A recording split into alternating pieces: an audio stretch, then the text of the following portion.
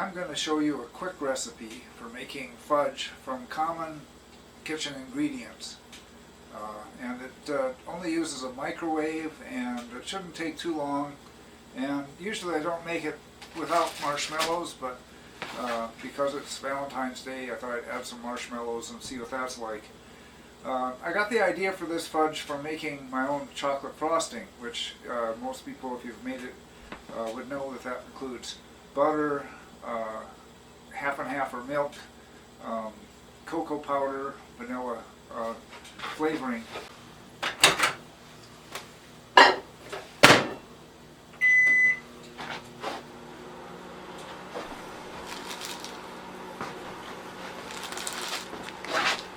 While that's cooking, I'm going to put in, or get the bag of marshmallows ready to add.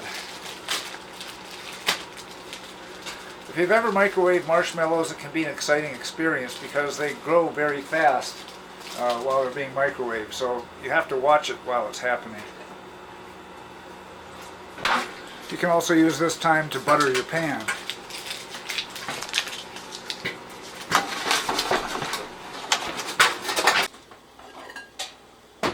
Take out the butter, it's melted. Throw in a small bag of mini marshmallows because they melt quicker. You can use the bigger ones, but it'll be challenging. And now let's give it like 30 seconds and see what happens. If it starts rising up over the top, which you should be able to see there, we'll know that you got to quit.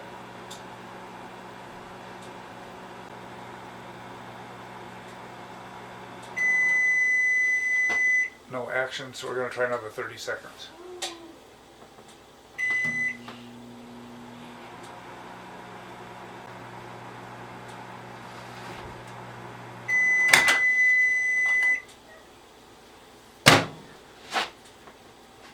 The point of heating up the marshmallows is to make them melt, and the butter as well, so I'm going to give it another 30 seconds.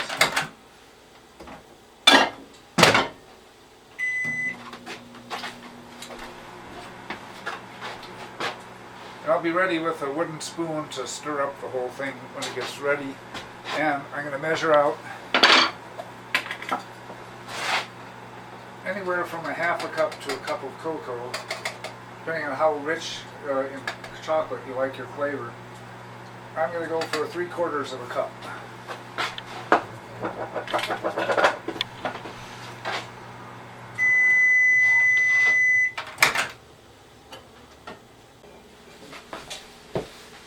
This is basically the Rice Krispie Treats recipe right now. Stir up the chocolate, or the marshmallows and the butter until it's a goopy mass.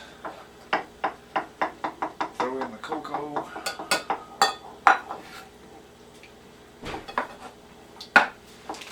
And finally the powdered sugar.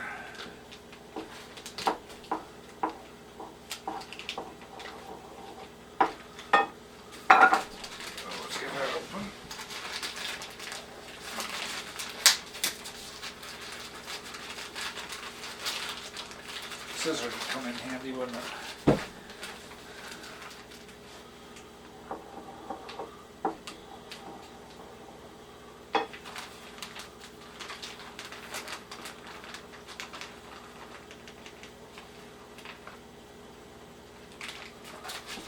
Okay, it's going to be challenging in this bowl.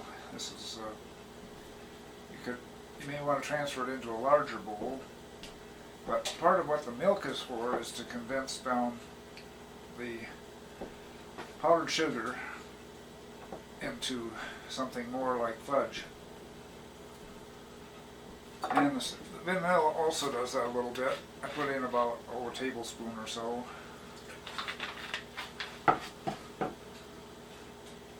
And we'll add a little bit of milk now.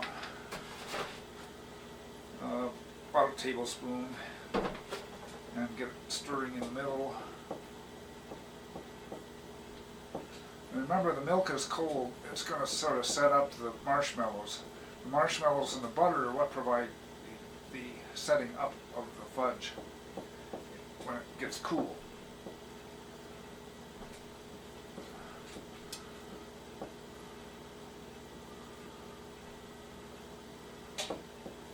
When I figured this out with frosting, I thought if you just made extra thick chocolate frosting, it would be fudge. And that's really the case. You don't have to add the marshmallows. The butter will cause it to set up as it cools. I'm adding another tablespoon or so of milk now.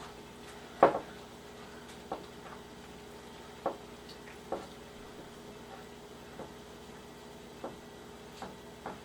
I don't know if any of you have ever tried making s'mores in the microwave, but as long as you put the big marshmallow on its side instead of on the flat bottom, they don't tend to roll off the chocolate and the graham cracker too much. And you can make a s'more in about 10 seconds or 15 seconds in the microwave, like you needed another excuse to eat chocolate.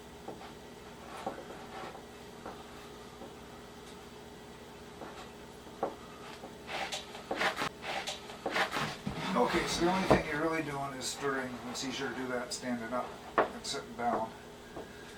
And when it's all stirred together, which we're getting close, then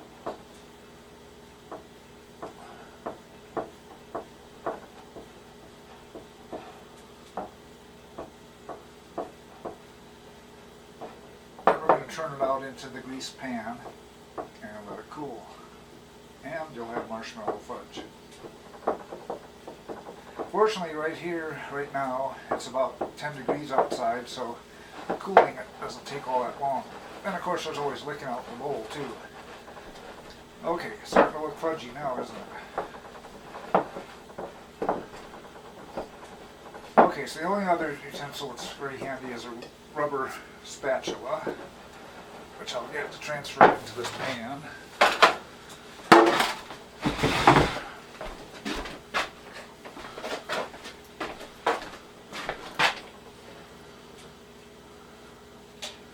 You should never clean off your utensils too much because somebody's going to want to lick them.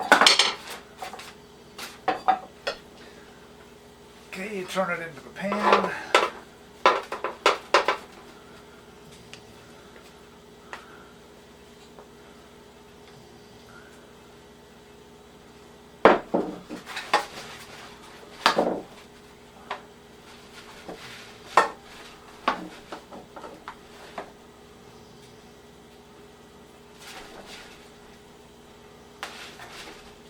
Now obviously, if you like nuts and things in your fudge, you can add those at any time too.